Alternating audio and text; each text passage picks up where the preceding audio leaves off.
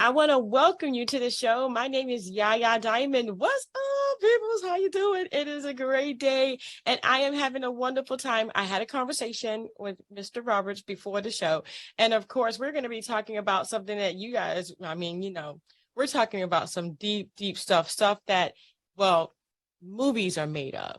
I want to welcome to the show Mr. Richie Roberts. How are you? I'm fine. How are you today? I'm doing good. I'm doing good. Thank you so much for calling in today and being on the show. My pleasure. Trust me, my pleasure. All right. So we're going to get into some deep stuff, but I want to know, okay, so you have had relationships with a gentleman named Frank Lucas. And I want to find out how that happened, because Frank Lucas, and who is he? And for some people who don't know. And who is what?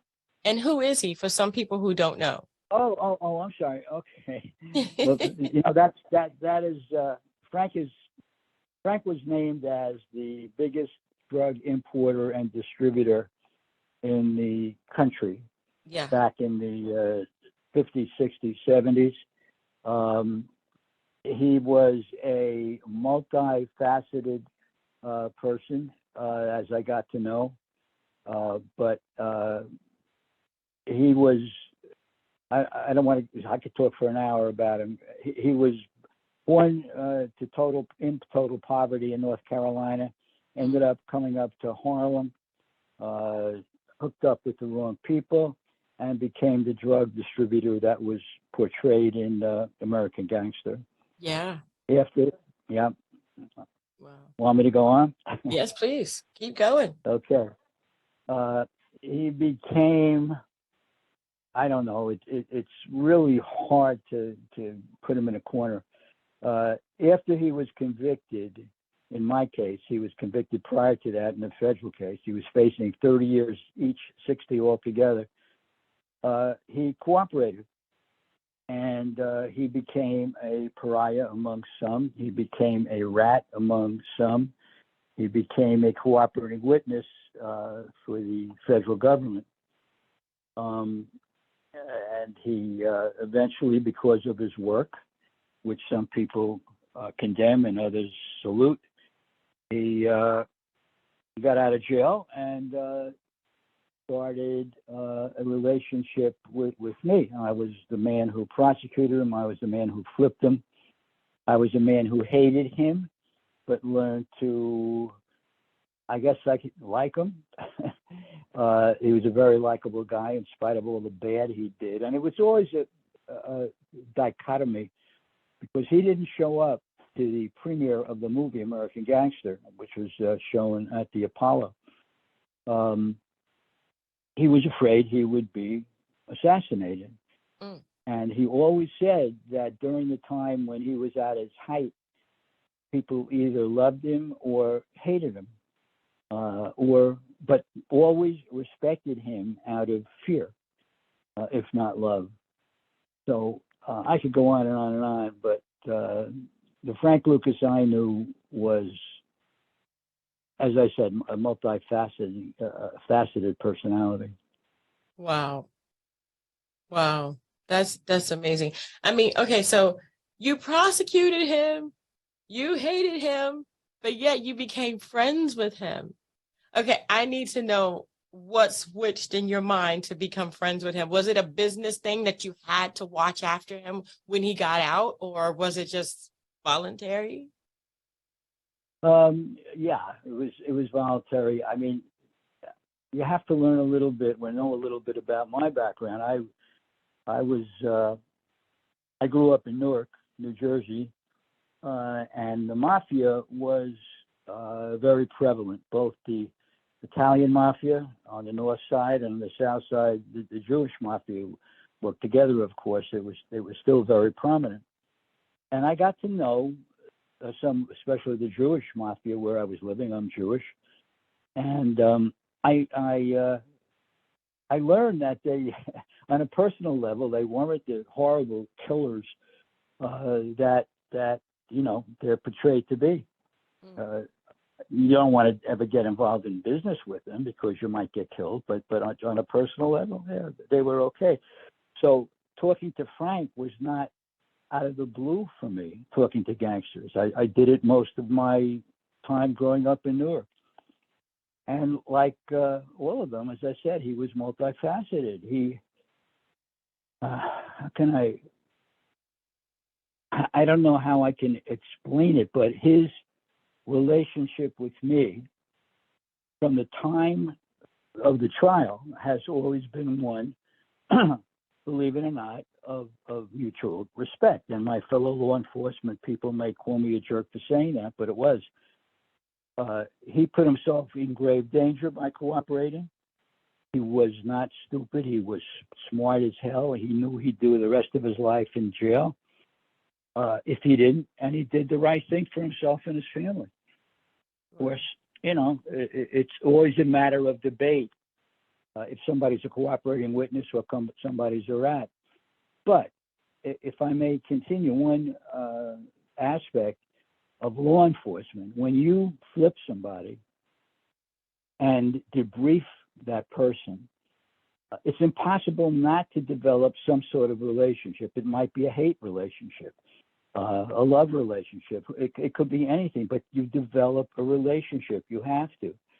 And the months and months that I debriefed Frank Lucas, I got to know him, and I got to like him. I certainly understand him. I mean, I know the history of his being brought up in North Carolina, where he saw his uncle murdered by the KKK because his uncle looked at a white woman downtown. I know of his history where his father, who he loved dearly, came to his house, if you want to call it a house, on holidays to give his family turkey because he was on the run from the KKK because he avenged the death of his brother.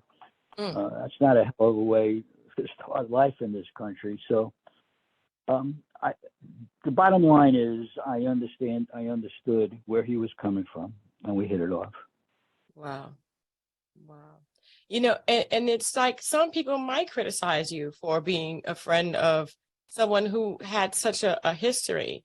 But I want to go back to the trial.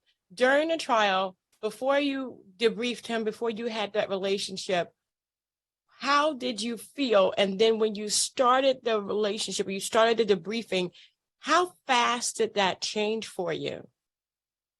Well, it's really interesting. Yes, I hated him. There was a contract on my life.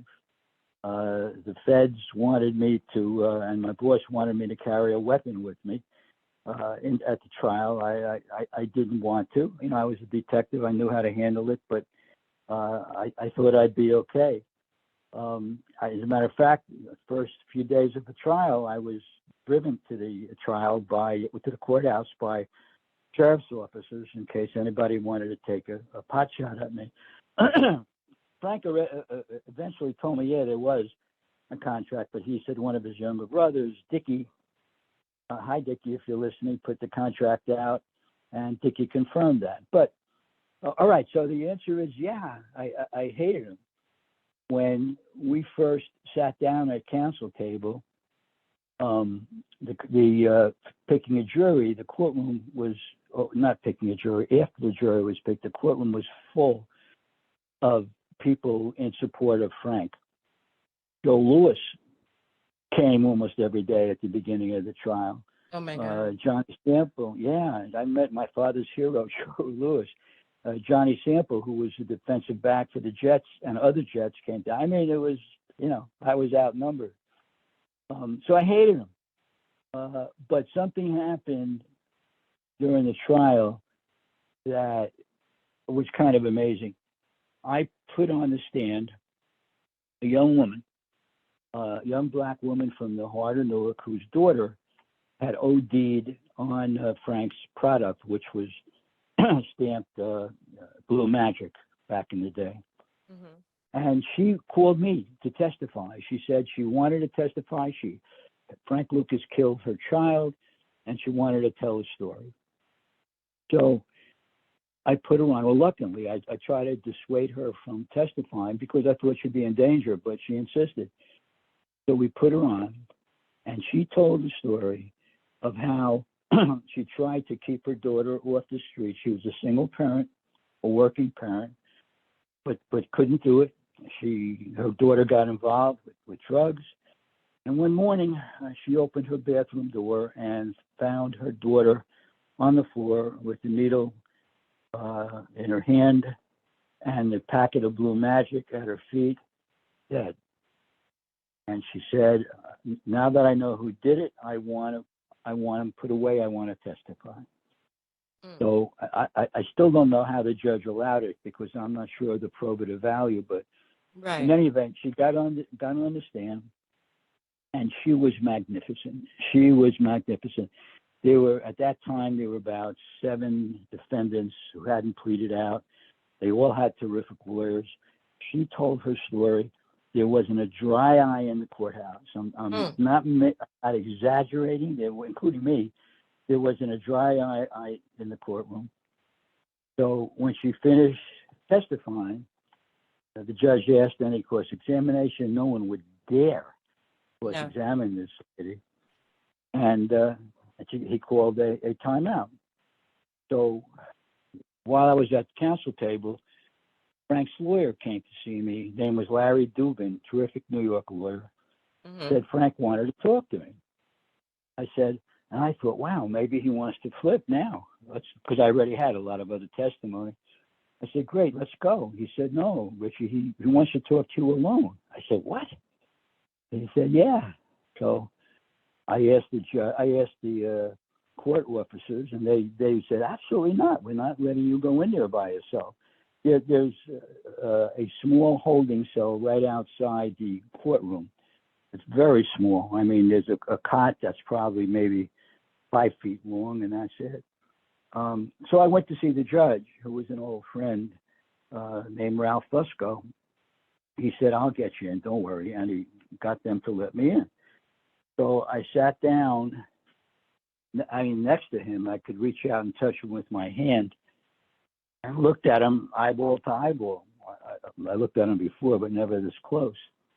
So I said, anticipating maybe cooperation and a plea, I said, all right, Frank, what's up?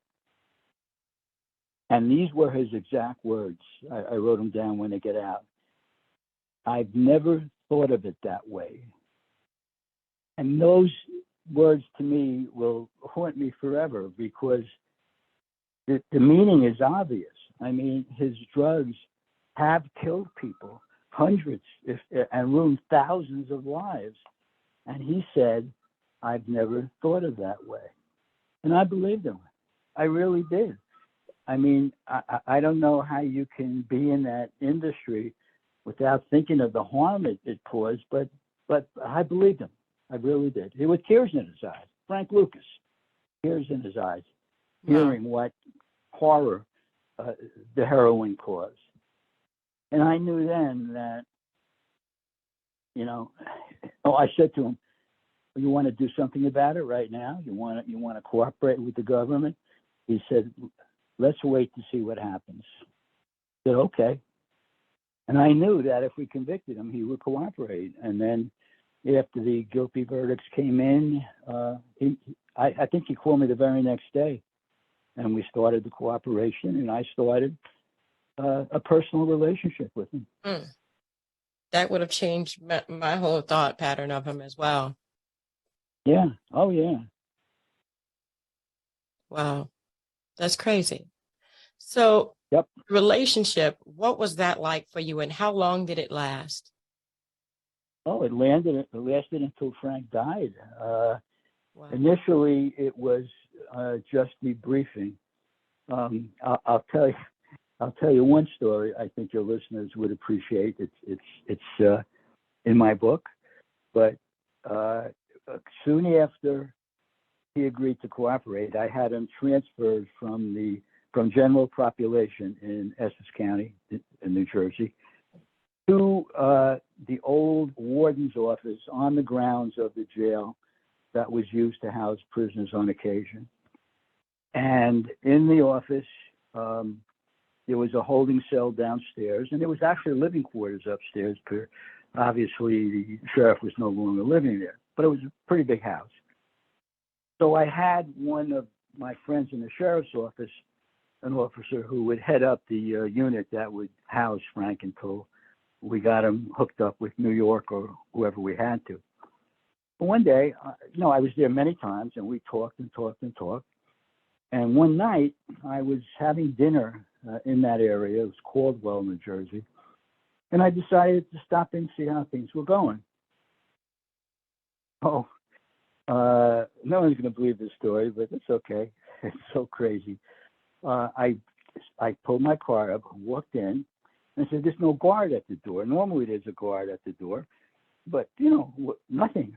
So what the heck is going on? I walk in, the jail cell on the first floor was open, and I heard music upstairs. So I went upstairs, and to my utter disbelief and horror, upstairs were Frank, no handcuffs, nothing. The officer in charge, who was a friend of mine, with him, Willie Mays' daughter, who Frank Lucas was with at that time, were there. Music was blaring. They were eating lobster dinners. They had wine on the table. I had a heart attack. I said, "That's it. There goes my career. Frank Lucas, cooperation that everybody's yearning for is out the window. What the hell is going on?"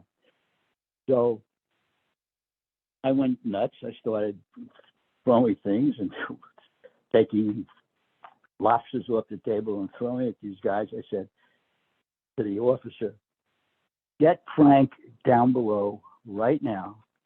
Where are the other officers that are supposed to be here?" And Frank he's not saying a word. He's being very conciliatory. Billy Mays is crying. It was the scene out of them. I should have put the scene in the movies. It was nuts. So, and I was in total terror. We put Frank down below. I told my friend, the officer who was no longer my friend, "I'm going to lock you up. Billy Mays, I'm locking you up." Blah blah blah. So there's a saying, if anybody ever played basketball on the streets in the schoolyards, no harm, no foul. I started thinking about it. If I make this public, my career is done. The officer who I liked, who was supposed to be in charge, he's going to be fired. Mm-hmm. We're going to lose Frank Lucas's testimony because this escapade is going to color it. The kind of person he is not to be trusted. And I said, well, let me think this over. So, as I said, I told the officer, "Get the other detectives or guards here immediately." I told Billy Mays, gave her I don't remember, a couple bucks, "Get out of here, go home to where you live, never mention this to anybody." And she was terrified, so she did.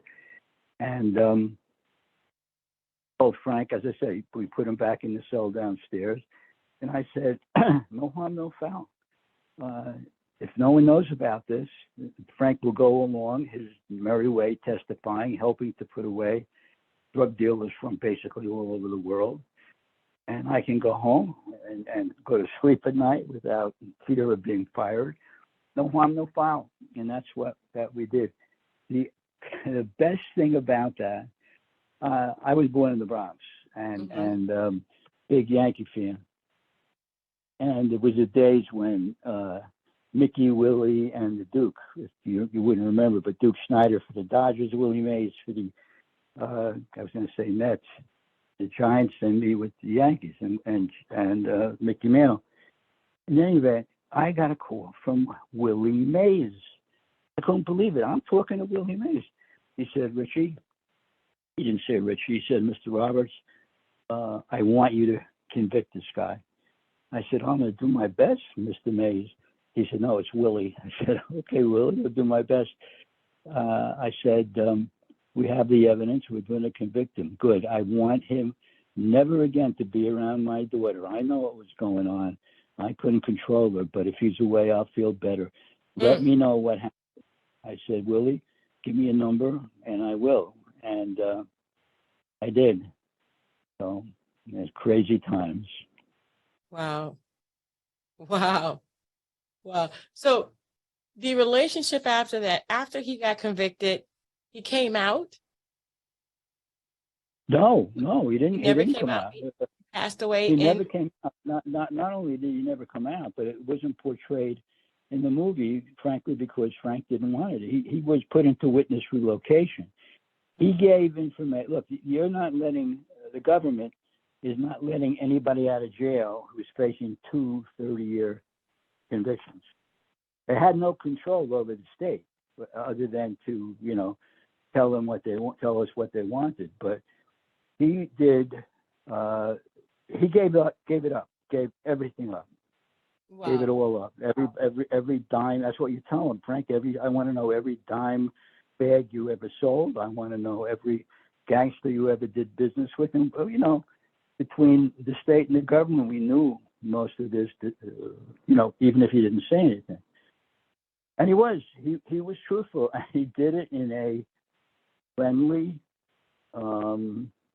non-judgmental. I mean, he didn't hate us. He was doing what he had to do for himself and his family. And Simple so as that. he never came out of prison, but nobody knew where he was. He never came out of prison. Most of his information involved the New York mob. So eventually we turned him over to the special narcotic prosecutor in New York, a character himself called Sterling Johnson, who became a federal judge. Sterling was known as Idi Amin because he carried a nightstick around with him all the time. They used to bang on tables and on his hands. Great lawyer. Anyway, we turned him over to Sterling, and that was it for me. I went on my business. Frank, they asked me if I wanted to join the Southern District to help try the cases that Frank was making, but I was happy where I was in Newark. And I lost track of him. I was told he was sensational. His testimony resulted in the arrest of hundreds of people, a lot of major mafia figures. He did what he was supposed to do. So I thought that was it. And then one day, and I never asked, I don't want to know where he was put into witness relocation. Yeah. I believe it was for around 8 years. I got a call. And it's Frank. Rich, it's Frank. Richie, it's Frank. I said, Frank who? He said, oh, you talk like this, Frank. I said, come on, boss, it's me, it's Frank. Anyway, he said he wanted to meet me because they wanted to make a movie about him. And if I would represent him. Oh, wow. I knew nothing about that type of law, but I said, sure. And we got together again. As it turns out, they decided to make me a part of the movie because they couldn't sell. It's interesting. They couldn't sell a movie about a black kingpin because there had been one done recently about Bumpy Johnson, and they felt it wouldn't sell a second time so quickly. So they preyed upon or played upon my friendship with them to make me a part of the movie, and that's how that came about. But Wow. again, we hung together for months and months and months. I met all his family members. Some of them I had put away for long periods of time, but everybody was friendly. It could be a strange world sometimes. I never have looked down on anybody. There were people I disliked. I mean, including the mafia. But if I don't know, I can't explain it except for me. It was not unusual to befriend a criminal, and he was a lot of fun. He really was. That's not to say. I hear myself talking. That's not to say what he did was despicable.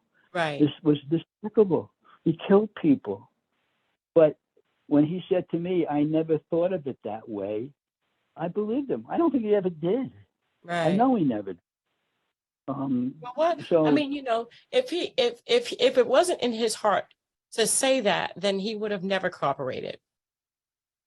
That's what I believe. I Mhm. think that seeing the damage he had done with one very, very articulate, sweet young lady whose life had been ruined by what he did, I think he realized, hey, maybe maybe something's wrong here. Yeah. Yeah. Wow. Wow. So you do have a book coming out. Is it about this? Partially, it's about him. As a detective, worked organized crime and had some great stories about a lot of New Jersey gangsters, New York gangsters. One in particular, Richie the Boot Biardo, that was infamous. He ran Newark. He was the real mayor of Newark. So there's some pretty good stories about the mafia as well. Wow, I would love to have you back on the show. And I know exactly who got you here. I want to give a shout out to Golden Rule Media right now for getting this gentleman. My gosh, I am just so excited to actually have you. And I remember in my notes, it was Golden Rule. It's just so funny how, life brings you full circle. And, you've done all of this, you've done all of that, and now you're bringing it back as, as the stories that you're getting ready to tell in your book. What kind of advice do you give people who may want to write a book, or even, maybe they feel guilty about befriending someone like you did? Well, first of all, if you want to write a book, start writing. If you have any people that you know who are involved in that industry, get a hold of them, talk to them. I'm sorry. That's okay. I'm getting a little cold. You can go online and Google how to write a book, and you will find some advice, and you will find other books to buy or to get out of the library on how to write a book. It's in my case, I just started writing. I didn't have any outline. I had in my head an outline, but nothing written. I just started writing. So the most important, and it took me years before I actually started to write it. I had ideas. Do it. If you have a story to tell, you think it's worthwhile telling, start putting it down. You can find people to speak with and speak to online for free without having to pay anybody at the beginning, and run it by your friends, and run it by acquaintances. You think this would interest you? You think if I told the story of how I met my wife and the trials and travails we had, you think anybody would be interested? And you get an idea if they would be or not. But start writing, make an outline, and then take it from there. Mm-hmm. Wow. And do people need to feel guilty about being a friend to someone who has changed like Frank did? Do I feel guilty? Yeah. No, I don't feel guilty. Look, the government knew what he did. He cooperated with the government. The government were the ones who said, okay, you did such a good job, Frank, we're letting you out. If it's good enough for the government, it's good enough for me. Listen, he did 8 years. It's not a lot. Right. And most of that was in witness relocation. But again, I'm fine with it. I mean, you can't get big-time gangsters without cooperating witnesses, and that's the way it's done. Yeah, you can't. You can't. Wow. Well, I want to thank you so much for being on the show today. We're going to go ahead and get all of the information about this in the description box. And when your book comes out, let me know so that we can go ahead and update this, because literally this is an amazing thing. Thank you so much. You're very welcome. Really nice talking with you. Thank you guys so much for tuning in. Don't forget to dare to be different. And until next time, guys, bye.